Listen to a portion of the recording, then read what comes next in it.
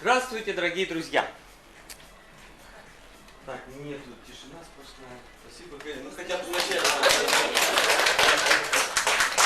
Потом в процессе мы не будем аплодировать, только под самый конец. Когда я шел на эту встречу, я думаю, вы не школьники, чтобы говорить о течениях, о всех этих течениях, которые были в конце 19-го, в начале 20 века. Я, конечно, их коснусь, но поверхностно. Я больше расскажу о тех людях, которые тогда жили, и почему они писали стихи, и для чего они писали стихи.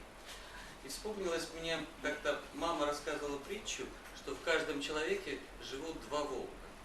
Один с другим борется все время, и никто не может понять, кто же победит. Один волк, он несет в себе зависть, ненависть, обиды, а другой в себе несет доброту, нежность, милосердие. И на вопрос, а кто же побеждает внутри, какой же волк, добро или зло, она сказала, побеждает тот, какого волка ты кормишь. Далее, когда мне было 9 лет, я приехал впервые на море, это был город Саки, 1980 год. В дальнейшем я потом в Саках не попадал, был в Евпатории в этом году, но я не помню, как я там загорал, что ел, какие арбузы или дыни. Я не помню, как я с кем играл, с кем знакомился. Но я помню, когда меня мама привела на концерт Махмуда Эсамбаева, и когда конферансье объявил, что ему в сегодняшний день исполнилось 50 лет, я был очень поражен, потому что вы, наверное, знаете, что для 8-летнего ребенка, когда ему скажут, вот ты общаешься с 50-летним, это такая глыба, такое большое расстояние. Я был удивлен, что у него глаза светятся, он так танцует, столько души вкладывает в эти танцы. И с этих пор я стал задаваться вопросом, почему уходит молодость, почему люди стареют. Именно с того времени, с 8-летнего возраста. Как будто для этого мальчика, который тогда жил, другим было это непонятен вопрос. Я понял, что со временем, сам туда начал торопиться, в эту взрослую жизнь, все происходит из-за того, что мы обижаемся, мы носим в себе обиды, мы быстро не забываем, и вот эти обиды, разочарования, которые нас сопутствуют потом в дальнейшей жизни, они убивают в нас влюбленность. Разочарования поглощают нас, и мы боимся будущих ошибок, будущих, которые могут нам принести разочарование в жизни. Эти люди, которые жили в 19-20 веке, тогда очень сильно развивалась техника, медицина, кино, театр. Наконец-то появился впервые профессиональный режиссер Станиславский Немирович Данченко вместе с Михаилом Чеховым, Вахтанговым. Тогда же не было режиссеров до этого времени. Назначали просто ответственного актера, который делал расстановки. Также люди начали мечтать о космосе, это Циолковский, стали летать на самолетах. И вот появилось время, когда мир требовал новых слов. И именно поэты, сейчас видите, какие слова, ой, лайк, там, да, такие коротенькие фразы, коротенькие слова, которые часто бывают и ничего не значат. Мышка, можно было по-другому назвать вот эту штучку, да, у нас. Так вот, именно тогда поэты решили образовывать мир, дать новые слова, больше вот этого движения. Но это не были люди взрослые, которым было по 50-40 лет. Это были люди молодые, 15-18 лет, которые писали о любви, писали о чувствах, эмоциях, но в то же время вкладывали туда большой смысл. Эти люди в 15 лет стали увлекаться философией, Платоном, Ницше, Шопенгауэром, они были тогда очень модны, Владимир Соловьев, и брать оттуда образы. Если мы посмотрим поэзию Серебряного века того времени, вы устанете так все время смотреть. У меня видео есть, я потом вам скину. Потому что я больше думаю, как я выгляжу на видео, чем о том, что рассказать. Так вот, они стали, да, вот по поводу времени. Почему мы обращаемся к тому времени 19-20 века, к тем поэтам, а не к современным? Ведь и сейчас очень хорошие стихи, наверняка вы читаете их сами, кто-то из вас пишет. Наверняка, я так думаю, да. Чем же отличается поэзия того времени от современного? Те люди, а они поэты, когда они себя так назвали, они стали отрицать материю, материальность. Для них было главное дух, остаться в вечности и дать что-то людям. И они искали образы, как Дон Жуана, Казановы, и описывая себя в этих образах. Как игрока, как шулера. То есть вкладывали мысль и в образ. Это были уже первые символисты у нас. Да? Где-то там был символ, и мы превращаемся, театрализировали. То в данный момент современные поэты, которым себя причисляют, они больше описывают свои чувства и эмоции. Я не быстро говорю. Сейчас хочется мне быстро сказать, чтобы перейти к самому главному. И очень много сейчас стихов мотивационных. Что такое мотивационные? Вы прекрасно это слово знаете, которые вдохновляют людей на действие. Не на душу, себя понимание, самопознание, а на то, чтобы сподвигнуть людей на дело, на какое-то. Это и профессия может быть, это и накопление чего-то, карьеры добиться. То стихотворение, которое я читал, «Есть люди закаты, есть люди рассветы», это тоже действие, прежде всего. Или «Твори добро, нет больше радости». Вот такие стихотворения отличаются от стихов того времени, где люди пытались поднять себя. Так вот, эти течения, которые к нам пришли, они все были не наши. Только одни акмеисты. Это было течение, можно сказать, чисто русским. А все пришло с Франции и Италии. Именно там, в середине уже 19 века, молодые люди, такие как Поль Верлен, организовывал вокруг себя людей, которые начинали думать о смысле поэзии. Что значит поэзия в жизни человека? Он привлек также Артюра Рембо. Они,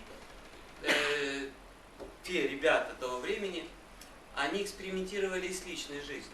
Да, то, что мы сейчас говорим, неформальные объединения, это отношения с женщинами. В то время они пили, гуляли, собирались, пили абсент, чтобы вдохновить себя, где-то взять эти чувства, эмоции. Для них было самое главное эмоции и чувства. Вот это то, что ставится на первое место. Первое стихотворение, которое сейчас прочитаю, это Артюра Рембо. Вот представьте, он начал 15 лет писать и закончил писать в 19. И он остался в вечности. Его стихи переводятся, и я знаю несколько произведений его. Дальше, когда после 19 лет он решил стать продавцом ковров. Он ездил в Африку, там покупал, на верблюдах катался. Но это уже ничего не имело значения для поэзии, истории поэзии. А то, что он оставил в 15-летнем возрасте, оно живет и поныне. Прошло больше, сколько лет уже? 150 лет. Так, первое стихотворение Артюра Рембо.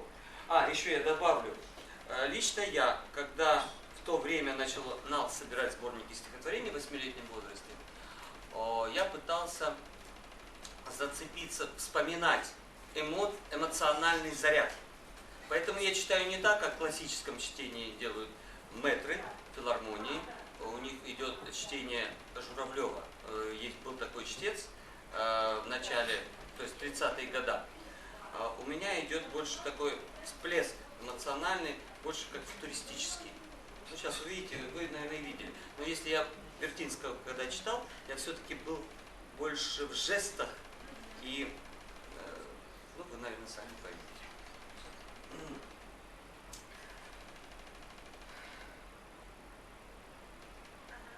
Она была полураздета. Назойливые тополя листву швыряли вызнав это. В мое окно шаля, шаля. Она в моем сидела кресле, почти совсем обнажена, и ножка сразу мерзла, если спускалась на паркет она. А я глядел белее мела, как отблеск, словно мотылек, в улыбке промелькнул и смело на розочки сосков прилег. Я целовал ее лодыжки и низменно услышал смех, заливистый, без передышки, зазывный, тянущего грех. И ножки свесив под сорочкой, она спросила: что ты ждешь? Смех был призывом отсрочкой, но все мне было не втерпешь. Потом губами ее счастливый, касался приоткрытый глаз. Она головкой смазливо тряхнула. Это в первый раз. Ты вот что мне скажи сначала. Прижался я к ее груди. Она в ответ захохотала, все обещая впереди. Она была полураздета. Назойливые тополя листву швыряли, вызнав это. В мое окно шаля, шаля. Стихотворение называется «Первое свидание». Наверное, заметили, что когда приходит первое чувство, оно всегда такое вдохновенное, и ему все равно, чем занимается тот влюбленный объект, к которому направлено это все. Кто она по профессии, ему уже не важно. Главное, что в нем родилось это чувство. Когда после таких опытов поэтов-символистов французов наконец-то докатилась волна и до России, Иннокентий Анинский, который был ректором Царскосельского лицея, там, где когда-то учился Пушкин, там его учеником был и Николай Гумилев. Они сдружились, ученик с учителем, и первым знаковым стихотворением символистов стало стихотворение Иннокентия Анинского «Моя звезда». Среди миров мерцание светил, одной звезды я повторяю имя. Не потому, чтоб я ее любил, не потому, что я томлюсь с другими. И если мне сознание тяжело, я у нее одно ищу ответа. Не потому, что от нее светло, а потому, что с ней не надо света. Эти люди собирались в ресторанах, общались, читали свои стихотворения, обсуждали. Это была еще салонная поэзия, которая была интересна им. И эти течения символистов, они не были интересны в широкой публике. И пришел в это сообщество символистов поэт Брюсов, Валерий Брюсов. Благодаря Валерию Брюсову у нас есть сейчас литературный институт имени Горького. Именно он основал его. Он занимался спиритизмом, мистикой. И вообще символисты, они очень были мистическими личностями. О нем стали говорить, что он общается с духами, он пустил о себе сам слухи эти. Как это произошло? Он стал печатать статьи и писать как бы вот под псевдонимом о Валерии Брюсове. Какой-то был интерес. Вот вы мне машете головой, знаете. Значит.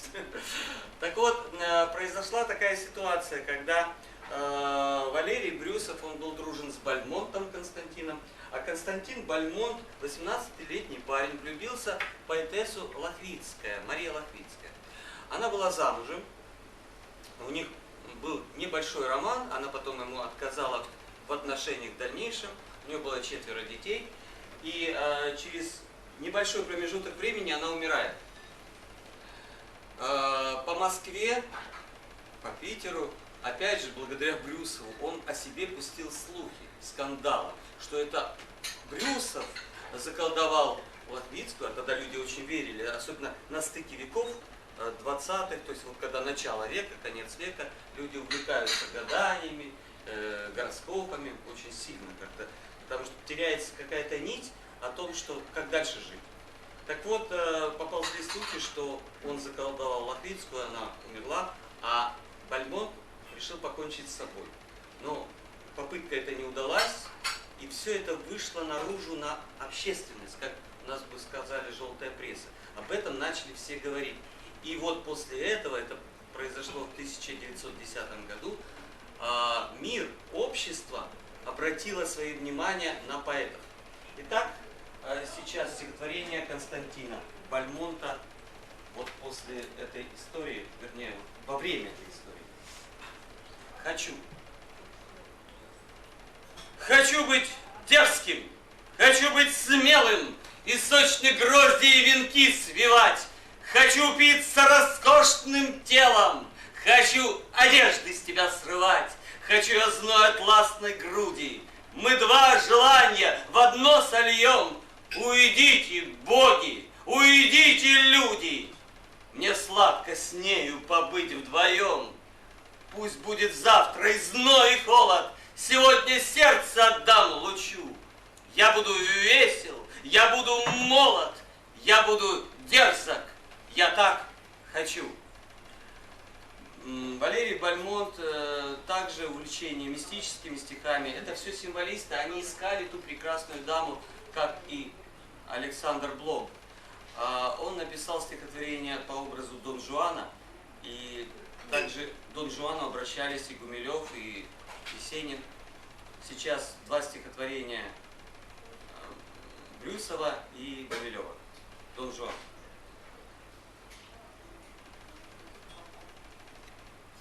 Да.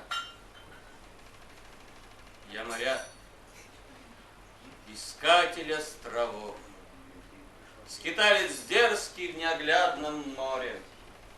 Я жажду новых стран, иных цветов, наречий странных, чуждых плоскогорий. И женщины идут на страстный зов, покорные, с одной мольбой в взоре, спадает с душ пленительный покров. Все отдают они, восторг и горе. В любви душа вздымается до дна, яснеет в ней святая глубина, где все единственно и не случайно. Да, я моряк, пью женщин, как вампир, но каждая душа то новый мир и манит вновь своей безвестной тайной. Моя мечта надменна и проста. Схватить весло, поставить ногу в стремя и обмануть медлительное время, всегда лобзая новые уста. А в старости принять завет Христа, потупить взор, посыпать пеплом темя и взять на грудь спасающее бремя тяжелого железного креста. И лишь когда средь оргии победной я вдруг опомнюсь, как лунатик бледный, испуганный в тени своих побед, я понимаю, что ненужный атом. Я не имел от женщины детей и никогда не звал мужчину братом. Блок. О доблестях, о подвигах, о славе я забывал на горестной земле, когда твое лицо в простой оправе передо мной стояло на столе. Но час настал, и ты ушла из дома. Я бросил в ночь заветное кольцо, ты отдала свою судьбу другому. И я забыл прекрасное лицо. Летели дни, крутясь проклятым роем, вино и страсть терзали жизнь мою, и вспомнил я тебя пред аналоем, и звал тебя, как молодость свою. Я звал тебя, но ты не оглянулась. Я слезы лил, но ты не снизошла. Ты в синий плащ печально завернулась. В сырую ночь ты из дому ушла. Не знаю, где приют своей гордыни. Ты нежно, ты милая нашла. Я крепко сплю, мне снится плащ твой синий, в котором ты в сырую ночь ушла. Уж не мечтать о подвигах, о славе, все миновалось, молодость прошла. Твое лицо в его простой оправе своей рукой убрал я со стола. Символисты делятся на две группы, это старшие и младшие, но обозначало это не возрастной вариант, а от того, что они были все-таки различались по взгляду на жизнь.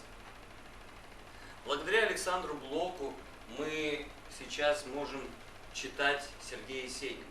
Может быть, он бы и пробился бы сам, но именно Александр Блок протянул ему руку, и очень многим он помог. И для поэтов того времени Блок был символом того человека, который смог воплотить свои мечты, свои вот эти вот мысли философские о прекрасной даме. Он женился на Менделеевой, и у него не было физических отношений с ней. Это были постоянные муки, переживания, потому что она же-то женщина, земная женщина. И вот эти вот отношения, которые были не только у Блока, такими отношениями тройных связей были и у Владимира Маяковского, у Мережковского, Зинаиды Гиппиус. Хотя, если так брать, Зинаида Гиппиус и Мережковский, это был еще de facto очень такой дружной семьи. Их было, они общались там втроем с Каменским поэтом. Так вот, мне иногда бывает сложно вот такие вещи говорить, потому что это люди, которых нету, но я беру, конечно, информацию эту из книг, из журналов, сейчас из интернета тоже. Там могут тоже написать не то, но то, что я читал, то, что я поэтому вам передаю некоторые страдания этих людей и эти стихи. Чтобы понять о поэте, нужно понять, чем человек жил. Зинаида Гиппиус, кто-то слышал, да, об этом поэте? Вот то, что сейчас женщины красятся, макияж наводят, это благодаря ей. В то время, 19-20 век, макияж могли наводить только публичные женщины, это актрисы были, балерины. То есть женщины так не ходили, не красились. Именно Зинаида Гиппиус назвала себя феминисткой и стала приводить в моду вот эти все макияжи, которыми мы сейчас пользуемся. У нее есть замечательное стихотворение, игровое, как для меня, мне нравится. Вот одно из них.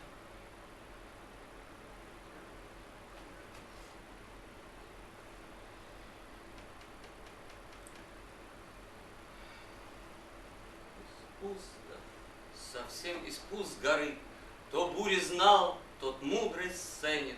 Совсем неплох из пуст горы, кто бури знал, тот мудрость ценит. Лишь одного мне жаль, игры, ее и мудрость не заменит. Игра загадочней всего и удивительней на свете. Она всегда ни для кого, как ни над чем смеются дети.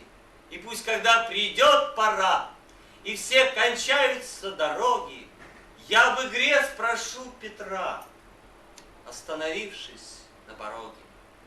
И если нет игры в раю, скажу, что рая не приемлю. Опять возьму свою сумму и снова попрошусь на землю. Сначала такие поэты, как Николай Гумилев, Анна Ахматова, Мандельштам, они были, как современное слово тусовка, в течении символистов. Символисты все-таки были люди самодостаточные. А вот, которых я назвал поэтов, 6 человек, акмеистами, которых они потом себя назвали, это были друзья. Они встречались, и произошел раскол серьезный довольно-таки. Опять же, из-за Валерия Брюсова. Они выступали на одной из вечеринок и стали критиковать стихотворение Гумилева «Блудный сын». После этого все акмеисты, 6 человек, они вышли из зала и организовали уже свой журнал «Гиперборей», который печатали, но просуществовали они недолго, как группа, чуть больше года. Николай Гумилев очень яркая личность, и благодаря ему, опять же, мы читаем много произведений зарубежных авторов.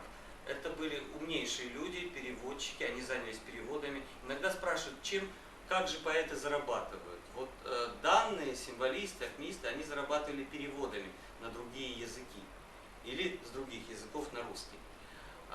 Футуристы, которых мы причисляем Маяковского, Северянина, Пастернак, они зарабатывали концертами, которые сейчас я пытаюсь зарабатывать. Но это будет в дальнейшем, я дальше расскажу. Так вот, сейчас о Николае Гумилеве. Это был человек очень яркий, с четкой жизненной позицией, патриот. Он пошел добровольцем на Первую мировую войну. Он много посещал разных стран, он встречался с царями, королями, баб.